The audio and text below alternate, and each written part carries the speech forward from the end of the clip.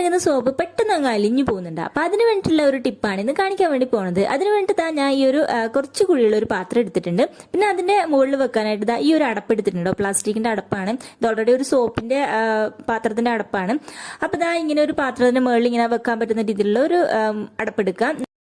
ഇനിയിപ്പോൾ ഇതിന് കുറച്ച് ഹോൾ ഇട്ട് കൊടുക്കാൻ വേണ്ടി പോവാണ്. അതിന് വേണ്ടിയിട്ട് ഞാൻ ഒരു കമ്പി നന്നായിട്ട് ചൂടാക്കി എടുക്കുന്നുണ്ട്. എന്നിട്ട് അതിന് ചുറ്റും ഞാൻ കുറച്ച് ഹോൾ ഇട്ട് കൊടുക്കുകയാണ്.